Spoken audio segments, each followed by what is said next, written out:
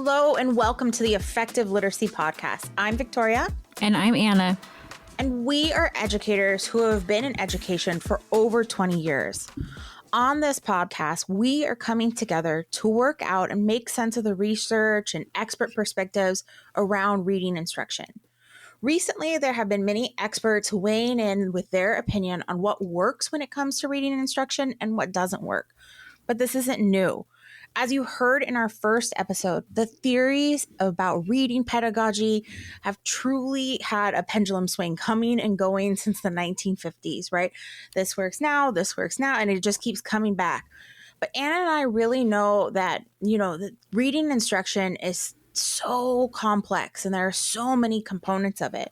But we also know reading is only one component of literacy. And we really want to make sure that every student graduates as a literate individual.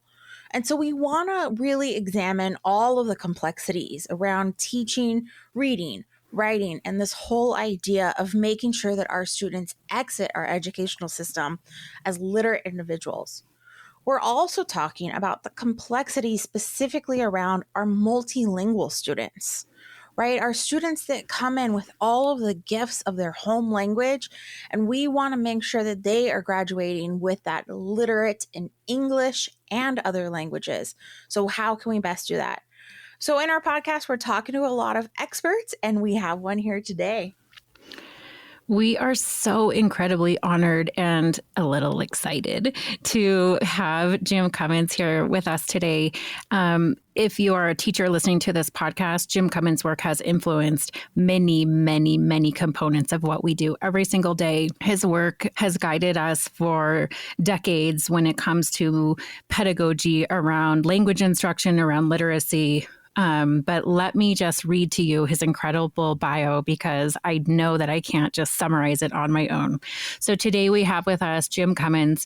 Jim Cummins is a professor emeritus at the Ontario Institute for Studies in Education at the University of Toronto. His research focuses on literacy development in educational context, characterized by linguistic and socioeconomic diversity.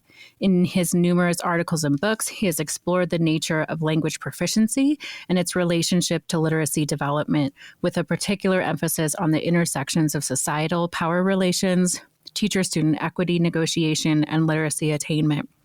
His most recent book, Rethinking the Education of Multilingual Learners, a critical analysis of theoretical concepts, was published in the fall of 2021. He is the recipient of the International Reading Association's 1979 Albert J. Harris Award and has received honorary doctorates from 5 universities in North America and Europe in recognition of his contributions to the issues of educational equity and multilingual education. With such an incredible resume and career in education, it's just such an honor to have you on the show. And like I said, your work, I remember in my second language acquisition class really being a huge influence on who I wanted to be as a teacher and thinking about my career as an educator. So thank you so much for your dedication and for your work and influence in education. We are so happy to have you here today. Well, thank you, Anna. Thank you, Victoria, for that really lovely introduction and the opportunity to be part of your podcast. So we're going to jump right into it. We know that you probably have quite a few other things to do on your list of things today, but your work has influenced literacy and language instruction, like I said, for many decades. But there is new research. There are new opinions. There's a lot of conversation about what does effective literacy instruction look like. So we are really looking forward to hearing your expertise. What does effective literacy look like and sound like? Well, at one level, the issues are far more simple and less complicated than they've been made to appear. Victoria mentioned that the so-called reading wars go back at least to the 1950s, and the pendulum has swung wildly back and forth since that time. And a landmark event, I guess, in terms of reading debates in the United States, but also internationally, was the National Reading Panel report, which was published in 2020. And this report was interpreted as basically saying phonics are the key to reading instruction. They identified 5 components of effective reading instruction and highlighted the role that phonics in particular played. That report has been criticized by quite a number of people, including me, on multiple grounds. One is the fact that the report has been misinterpreted for political reasons by the members of the Reading First panels who essentially interpreted what the National Reading Panel was saying as that phonics is the key, the panacea. It's all we need to focus on. The reason kids are not learning to read is that they haven't been taught phonics and phonemic awareness effectively. In actual fact, the National Reading Panel endorsed a balanced approach to reading instruction. They did not demonize balanced approaches in the way that subsequent researchers and policymakers and pundits have. A balanced approach is explicitly endorsed. They say that phonics is important, but it shouldn't be the dominant component in reading instruction.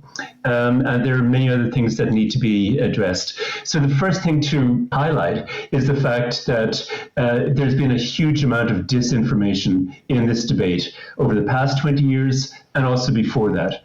And I'm not suggesting that this disinformation is necessarily malicious, but it doesn't accurately report what the National Reading Panel found and reported, and it doesn't accurately reflect the research evidence. When you look at the research evidence, I think it's useful to step back a little bit and go back to what we all know.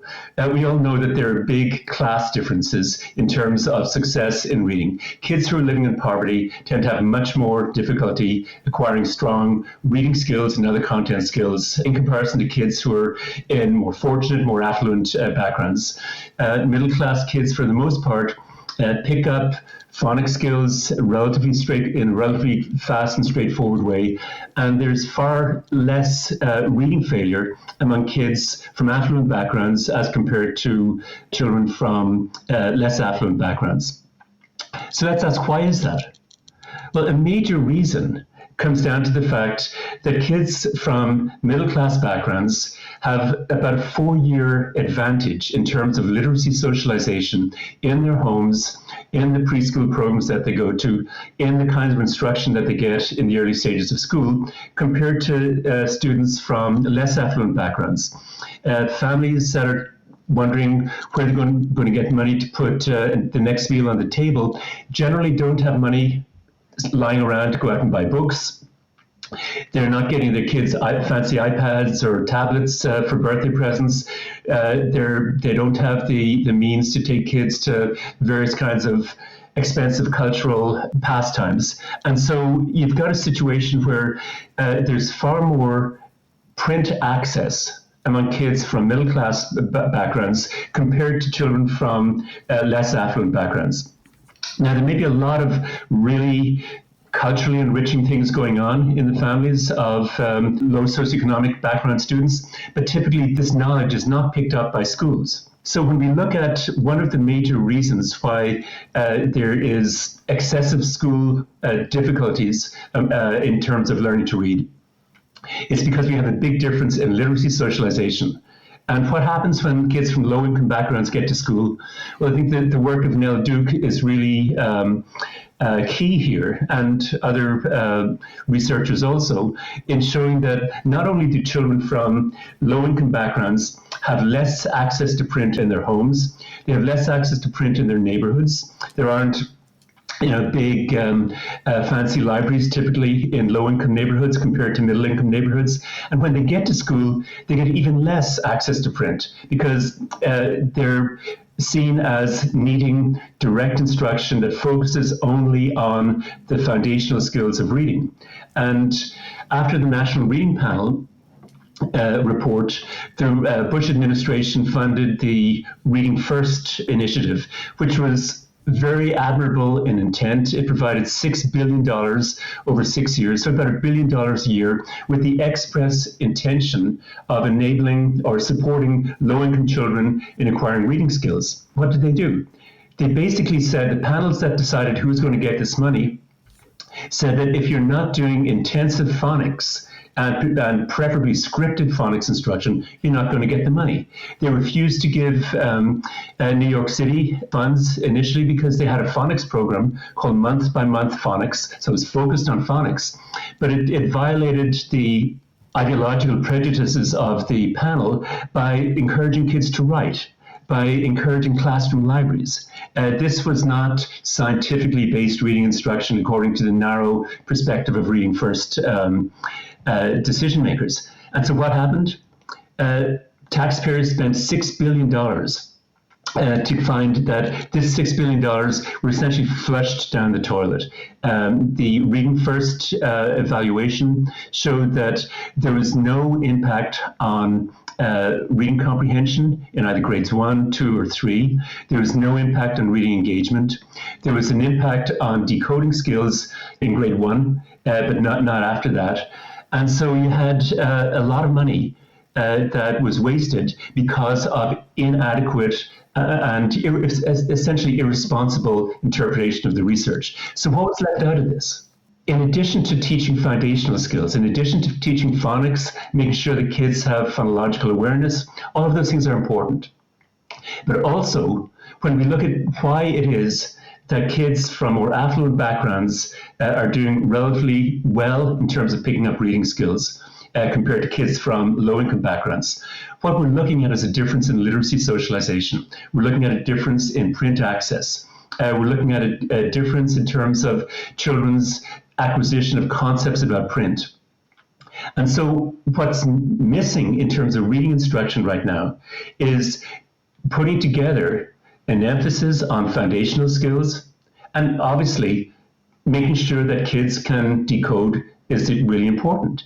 We know that. It's a necessary condition, but it's not a sufficient condition. Phonics instruction is going to work much, much better when it's integrated into a context of a literacy-rich environment where they're listening to stories being read, they're dramatizing stories, they're having fun with stories, with what they're doing with print, they're talking about print, they're bringing books home to read with their parents come in as partners to this, where if parents don't have the money to buy books, then schools should be supplying those books for parents and enabling students to bring children home, these books home. Is this evidence-based? Of course it's evidence-based. There's a huge amount of research literature out there showing that one of the major predictors of reading comprehension is the extent to which students get actively engaged with literacy. They've got to have print access, and then we've got to create a motivating environment where they want to read. And that's what's been missing, and that's what's missing right now in terms of this whole reading debate. So I said initially that the issues are far more simple than they've been made to appear. What we need is a double focus on providing students access with the instruction that they need to break the code in terms of the relationship between the sounds of the language, the spoken language, and the written language. Nobody is disputing that that's important. But we also need to add the second part. We need to turn the coin around and look at what's on the other side. And what's on that other side is the importance of print access, literacy engagement, which can broadly be thought of as literacy socialization. And kids who have not experienced as much of that in their homes and in their neighborhoods prior to coming to school need this much more even than kids from middle-class backgrounds, because they've already got 4 years advantage in terms of this. And this is what has been totally left out of the equation by some of the people who are pushing intensive phonics as a panacea. Thank you so much for that clarification. As a former first grade teacher, that was always a struggle, is how much do I spend teaching that direct instruction, the phonics, the letter sound correlation, but at the same time, I want to grow readers, right? I want kids who love books, who can't wait to get to the class library, or who want to take a book home and share it with their family. So that idea of a double focus, allowing educators to realize that there can be equal importance on both when it comes to creating a balanced literacy program and a classroom that is really looking at a goal of growing readers. So that's a really helpful analysis there. Now, I want to just shift a little bit to the consideration of English learners. What role does multilingualism play in that effective literacy? Well, one of the key points about learning in general is that we learn in terms of what we already know. We bring our prior knowledge to the table. And unless the instruction connects up with our prior knowledge, we're going to be floundering for a bit. We don't know how to fit this into our mental cognitive psychologists called schemata, the kind of programs that we've got in our brains that help us to interpret and give meaning to what we're encountering or what we're learning. And so if we're looking at students who are coming from multilingual backgrounds, who speak another language at home, who have had different kinds of cultural experiences than maybe the experiences of children that curriculum developers had in mind when they were developing these programs, then we've got to say, okay, what did these children bring in terms of assets to the table that we can connect up with? So they've got different kinds of experiences because they've got different language knowledge when they're coming in. We need to, provide scaffolding instruction. If the instruction is totally in English, we need to make sure that students are given the support that they need to acquire English, to acquire spoken English, to acquire written English. All of those things are important. But we also need to tap into what linguists have called the funds of knowledge that children have in their communities. This is basically their experiences, their cultural experiences, their family knowledge. All of those things are really important too. So when we look at multilingual students, first of all, we need to address the fact that students' home languages are not an impediment to learning to read in English. They're an asset. All of the research shows that when children develop conceptual knowledge and literacy in their home language, that can transfer to English.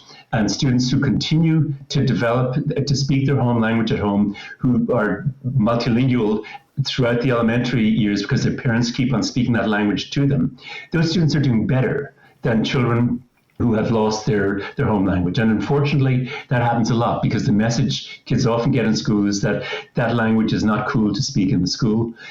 What's been happening recently in a number of countries, in the United States and many countries in Europe and Canada, is that educators have begun to explore how we can tap into students' home languages in the classroom. The term translanguaging is one that has become common in the literature over the last 10 years, where teachers are seeing students' home language as an important asset in terms of their knowledge of how language works.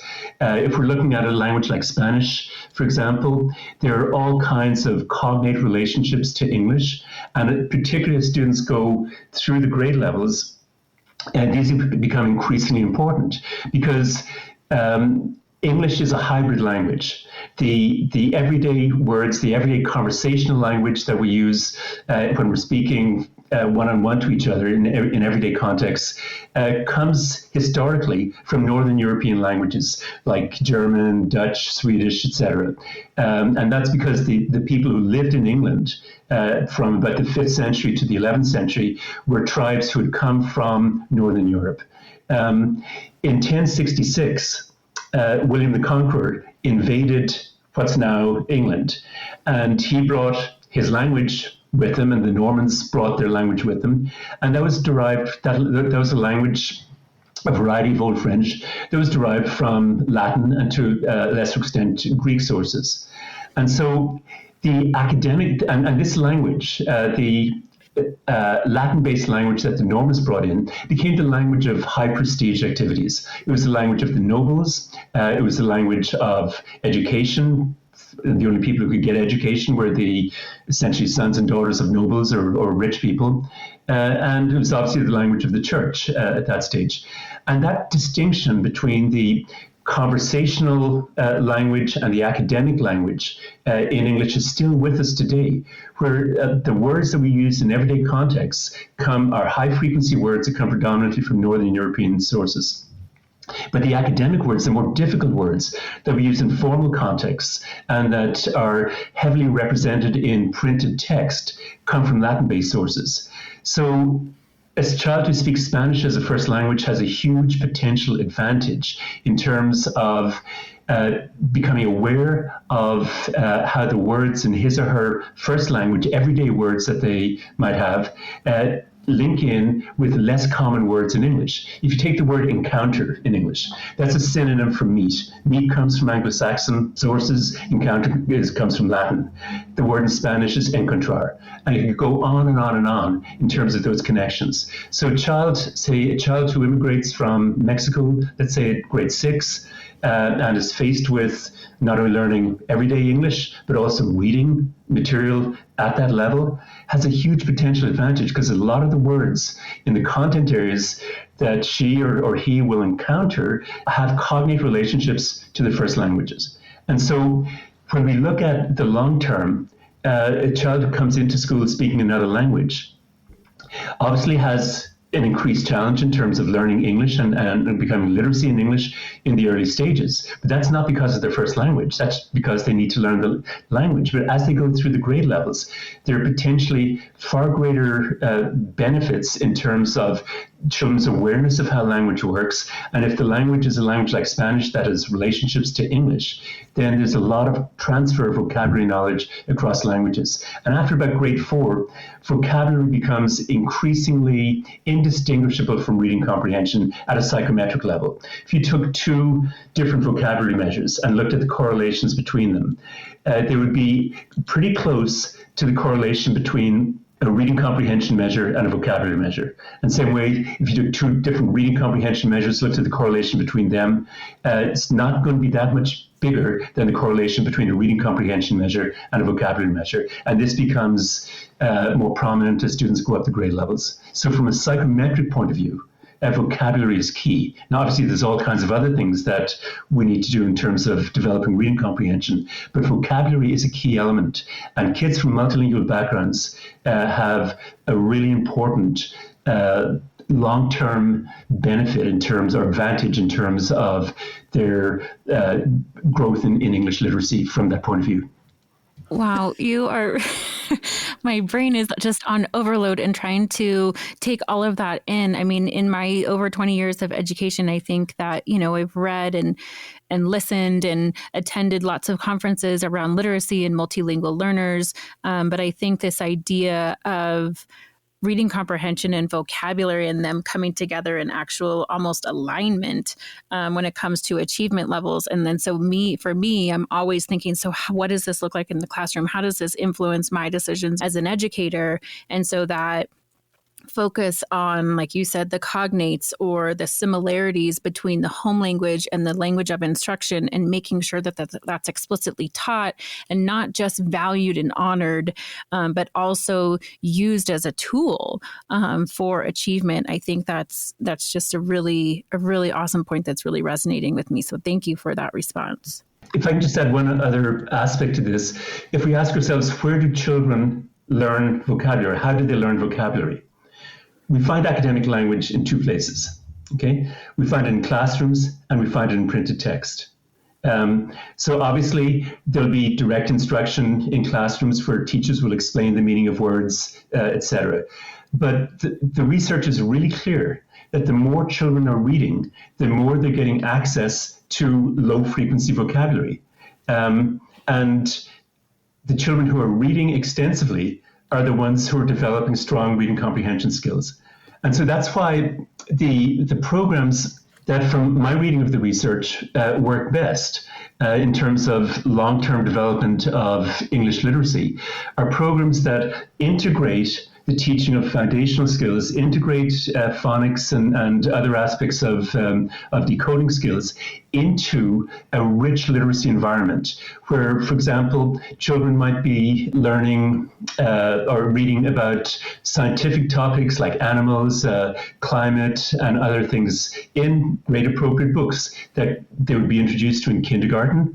The teacher would do a lot of read-alouds with this, but they're coming across the vocabulary that they need and developing decoding skills as they're reading this material.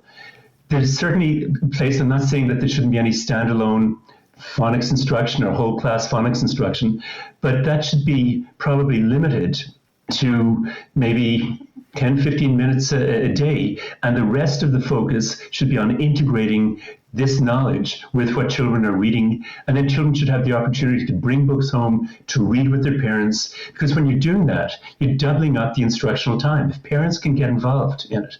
And now some parents may not speak English. Some parents may not be highly literate because they haven't had the opportunity to go to school for any length of time. In that particular case, you can have children reading to their parents. And again, there's a body of research out there that shows that this can be a very powerful strategy. So immersion of children into an engaging literacy environment where they're not only learning how to decode, but they're talking about books. They're doing additional research. They're talking to their parents about what they're reading. They want their parents to read this book about whales or about dinosaurs or whatever it is.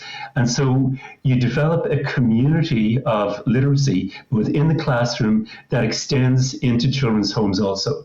And parents don't necessarily know how to do this. And that's why you need to have a strong school community set of linkages so that parents realize that they do have a role as partners in helping children learn how to read.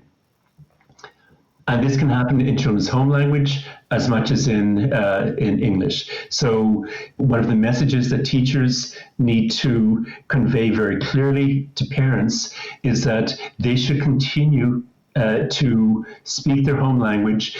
If they can get access to books in their home language, they should read those books because that will transfer, that will develop children's awareness of language. They compare and contrast how English does things with how they're done in their home language. And this is important in terms of, much broader aspects of children's lives than just literacy. If we want children to be able to talk to their grandparents, that probably is going to have to happen in the home language because grandparents who may have come to this country as adults probably are not going to speak a lot of English.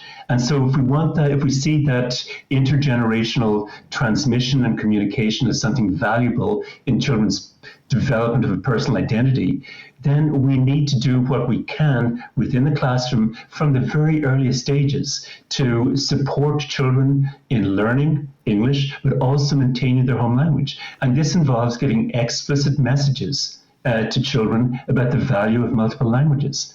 And it's not that difficult to do, but we've seen that as kind of secondary importance. It's not a case of which is more important. It's a case of looking at the whole environment for literacy. And if we believe in children's prior knowledge meaning something, if we believe in tapping into the funds of knowledge that come from their community, then we can't basically tell children, leave your home language at the schoolhouse door. It doesn't belong here. We may not give that message explicitly, but if children and parents walk through the school and they never see anything on the walls, in the corridors or in the classrooms in a language other than English, then the message is very clear about the fact that school is an English-only zone. So teachers need to be proactive in giving this message to children and to their parents that their children have an amazing advantage in terms of their home languages. And if they want their children to become multilingual, parents have to work at it. They've got to use that language. And teachers have to work on taking every opportunity to highlight the fact that these languages are not just irrelevant, they provide all kinds of opportunities for children throughout their schooling, but also in their lives after school and beyond school. Jem, I feel like I'm just getting like this private tutoring right now, and I'm so honored. And I'm just gonna bring up, because again, I have that high school background. When you're talking about the history of language, right, and the Norman the Conqueror, it reminded me so much of Chaucer and like the Canterbury Tales and the way that language plays into each of the characters. And I just saw this big like connection that I'm like, oh, I can't wait to go back and talk to my students about it. What an amazingly rich conversation we've had today. Please join us next time in part 2 of our interview with Dr. Cummins, during which we'll hear about the good and the bad of educational policy focusing on literacy. And Dr. Cummins is going to tell us even more about literacy saturation. So for more information and to get access to all the resources mentioned today, please visit our show notes at multilingualliteracy.org and make sure to subscribe to our podcast.